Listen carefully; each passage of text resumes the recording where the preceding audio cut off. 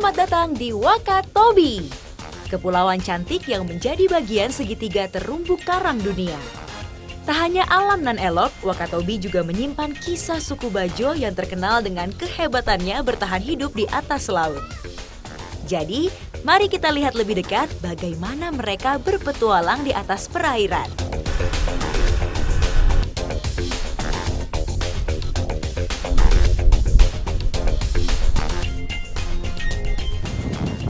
Kalau kita ngomongin soal cara bertahan hidup di laut, saya rasa sampai sekarang belum ada yang pernah bisa ngalahin suku Bajo. Mulai dari cari makanan, berkegiatan, tidur, mandi, semuanya mereka lakuin dari atas laut. Nah, hari ini saya mau ikut sama Bapak Laoda tuh yang di sana buat nangkep ikan secara tradisional dan juga menegangkan kalau buat saya. Nah, di sini tekniknya itu disebut molo. Seperti apa molo? Nanti kita lihat.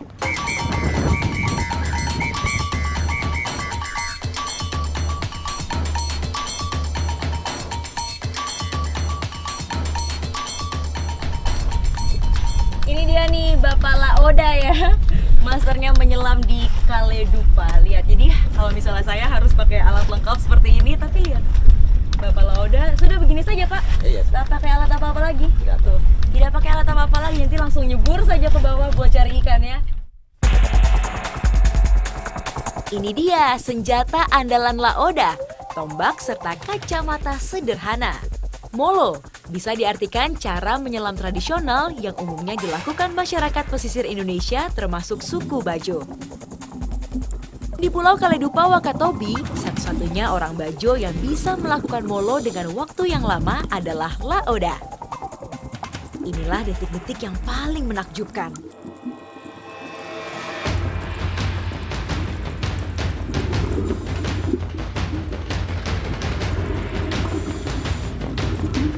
Saya benar-benar terkesima.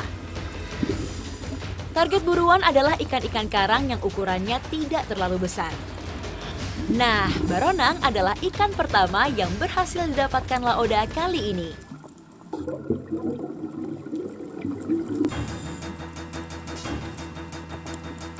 Sejak umur 15 tahun, Laoda ikut bersama ayahnya untuk belajar molo. Keahlian Laoda untuk bertahan di bawah air dengan waktu yang lama sambil molo membawanya melihat dunia.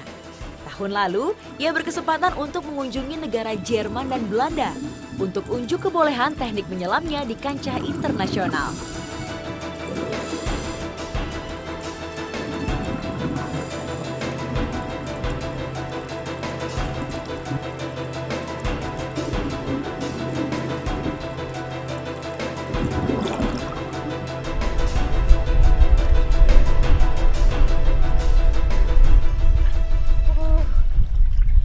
Aplaus banget sama kehebatannya Pak Laoda. Lihat aksinya di bawah tuh benar-benar ngebuat saya speechless, gak tau mau ngomong apa. Karena benar-benar dia kuat banget tahan nafas, dan selain nafasnya yang kuat, dia tadi sampai lihat kan bisa jalan juga di atas pasir-pasir gitu sambil cari ikan. Nah, sekarang saya mau tahu kira-kira rahasianya apa sih sampai dia bisa sekuat itu di bawah air.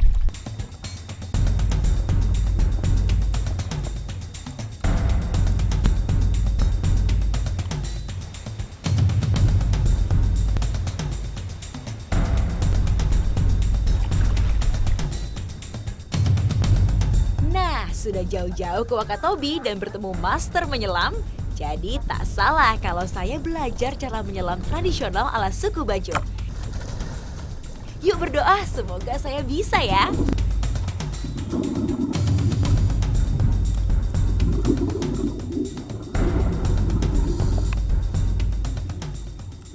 Saya di bawah tadi 10 detik ada Pak? 10 detik saja. Tidak ada. 10 detik saja. Oh, tidak ada malah katanya 10 detik. Saya penasaran, coba lagi ya Pak ya. Sekali lagi. Ya. 15 detik bisa. Semoga kali ini bisa lebih lama.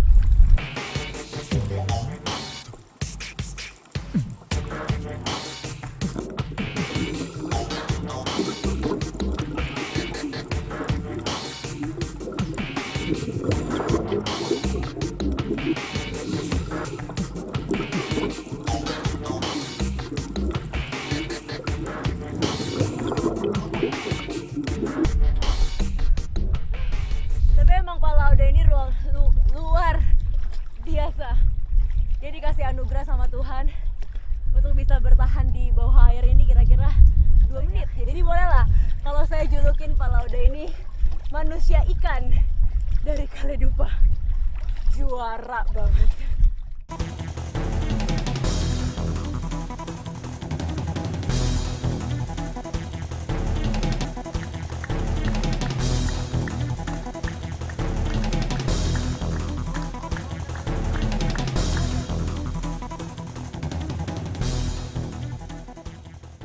Jual ke sambil.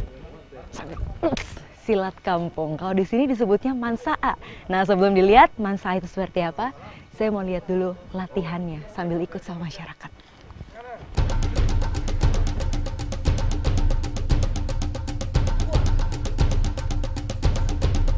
Tak hanya sebagai cara bersilaturahmi, mansaa juga merupakan salah satu kesenian tradisional yang rutin dilakukan di Wakatobi. Saya ikut bukan tanpa alasan. Jauh-jauh berpetualang ke Wakatobi, saya punya tujuan untuk ikut sebuah pertandingan. Gini-gini biasanya. Sekarang begini ya. Sebel. Ini kita lagi simulasi pertandingan mansa. Ada yang jadi gendang, saya jadi bupati, asik. Ada yang jadi guru silat. Jadi kalau di mansa itu yang paling penting adalah etikanya. Jadi sebelum belajar jurus, belajar cara melawan satu sama lain, mereka harus belajar cara salamnya, cara menyapa orang-orang di sekitarnya. Karena poinnya itu, etika silat.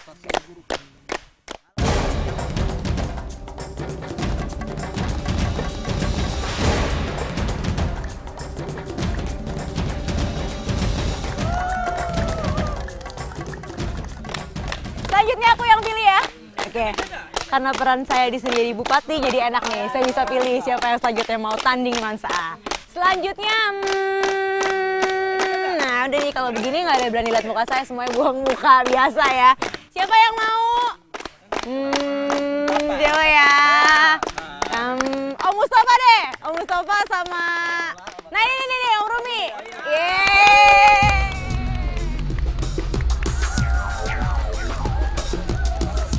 Sejak zaman nenek moyang, silat mansaa sudah biasa digelar. Tujuannya menyambut tamu agar tidak canggung dan bisa saling mengenal satu sama lain.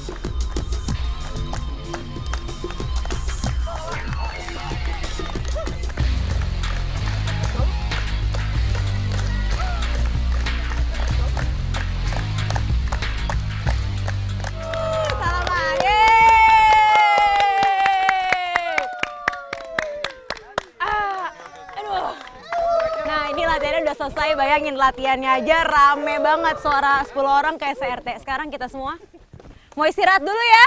Ya, istirahat dulu, persiapan buat nanti sore pastinya 100 kali lipat lebih meriah daripada ini.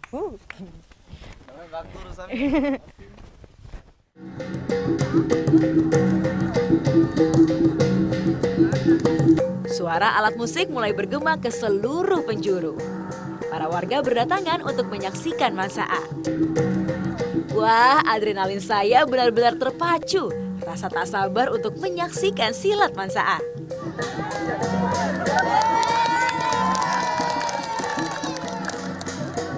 Mulai.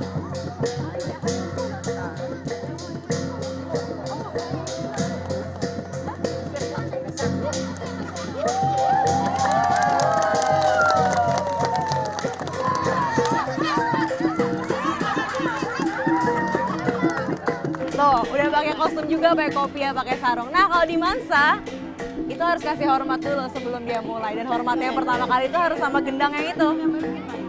Karena gendang sama gamelan itu jadi pengiringnya. Kalau nggak ada mereka, berarti namanya bukan mansa.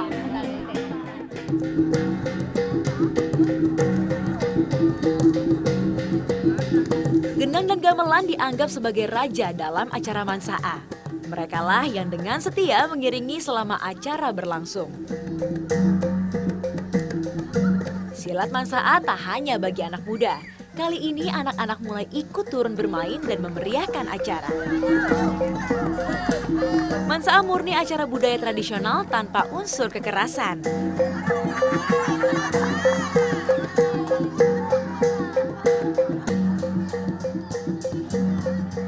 Nah, ini sekarang giliran yang jagoannya turun juga. Salaman dulu biar nggak selek.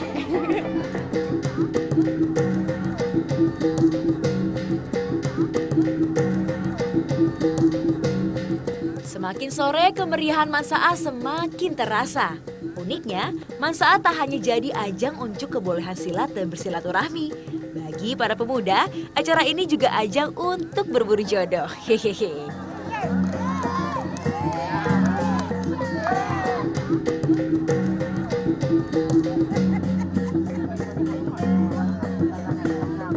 Mau cari jodoh itu bisa sambil datang ke Mansa. Jadi nih, pemuda-pemuda gagah dari Wangi-Wangi ini, selain mereka bersilaturahmi cari teman, tapi mereka juga sambil belanja, sambil lihat-lihat gitu kira-kira ada cewek mana yang mau mereka impress.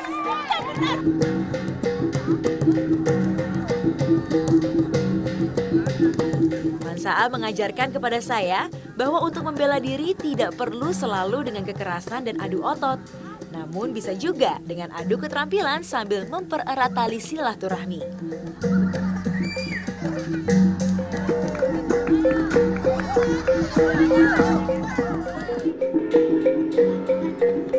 Jadi Mansa ini emang keren dan unik menurut saya. Ini baru silat yang saya tahu yang sama sekali nggak mementingkan ego. Jadi nggak ada yang menang, nggak ada yang kalah di sini.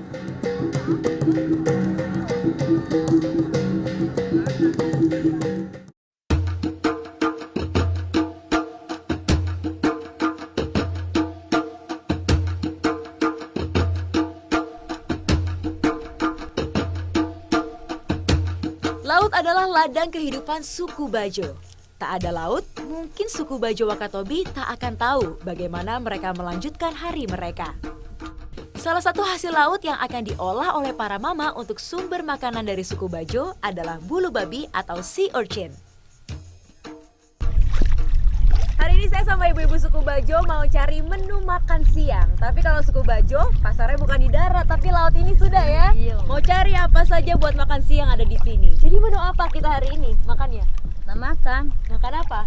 duri babi. Makan duri babi hari ini. Tapi bukan dibeli ya, kita Iya, harus kita ambil cari. saja, tidak Mm-mm. apa-apa. Tuh, tidak apa-apa, ambil saja sendiri. Banyak di sini.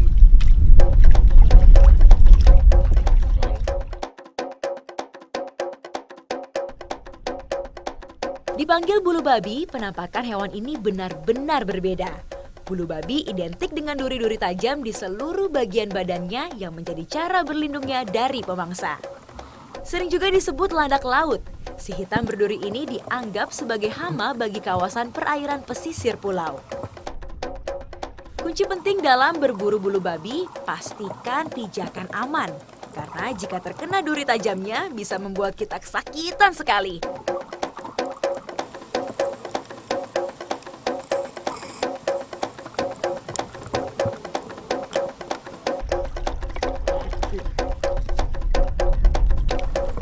Iya, ini sih benar-benar. Tadi perkiraan saya begitu datang ke sini, bulu babi memang banyak. Tapi saya nggak nyangka ternyata nemuin bulu babi di sini semudah itu ya. Iya.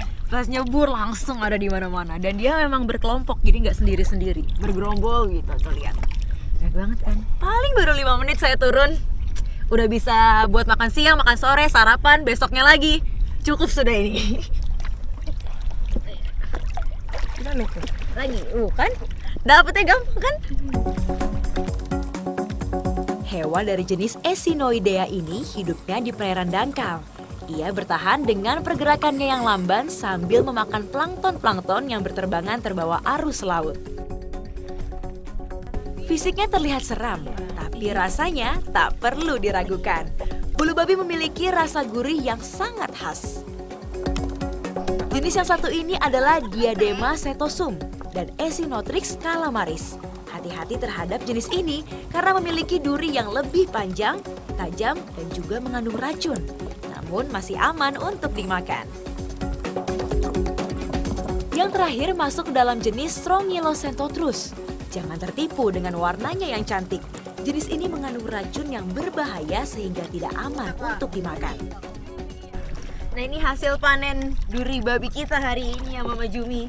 Tadi sih rencananya cuma mau ambil 4 Sedikit. saja, sedikit buat kita makan. Iya, tapi banyak tak dapat. Nah, banyak kita dapat, soalnya adiktif. Satu kali dapat pengen ambil terus, ambil terus. Iya. Nah ini yang paling banyak kita dapat nih. Ini yang belang-belang, yang durinya pendek-pendek. Ini yang isinya paling banyak dan juga tidak berbisa, jadi tidak berbahaya. Kalau yang jenisnya ini yang hitam sama yang warna putih di sini masih bisa dimakan, tapi hati-hati kalau megang karena ini dia juga sakit ya kalau kena. Sakit. Sakit. Iya. Obatnya pakai apa? Kecuali kita kasih lari ke bulunya dulu. Oh, kalau mau dimakan jangan lupa kasih lari bulunya dulu. Nah, tapi satu lagi tadi yang saya lihat dan menurut saya ini yang paling cantik sebenarnya, warnanya paling menggoda untuk diambil, yang ini nih. Yang merah, kuning, orange, ada ungu-ungu. Warnanya menarik tapi dia itu berbisa dan sama sekali tidak bisa dimakan. Jadi dari antara semua ini yang paling berbahaya.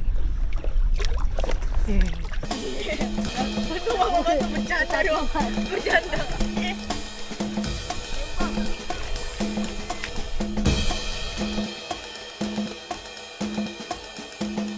Bagian yang dimakan adalah gonat atau telur bulu babi.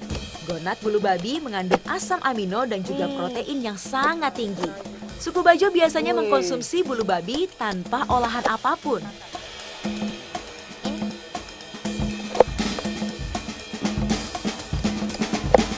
Apa kalau yang ini makan bulu babi ala suku Bajo? Tidak dikasih apa-apa ya, Mama? Tidak ada. Jadi kasih cuma apa-apa ini jadi. saja. Itu saja. Nah, nih yang kita makan ini. Tuh, yang warnanya Merah.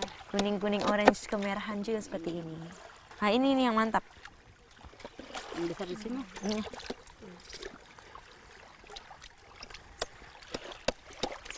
Dia asing. Hah? Dia asing. Asin. Kalau kita ada air tawar. Rasanya, aduh mukaku pasti jelek banget sekarang. Amisnya itu masih terasa banget karena memang nggak dicampur apa-apa biasanya kalau suku Bajo makan ya. Jadi nggak dicampur apa-apa, jadi benar amisnya itu terasa.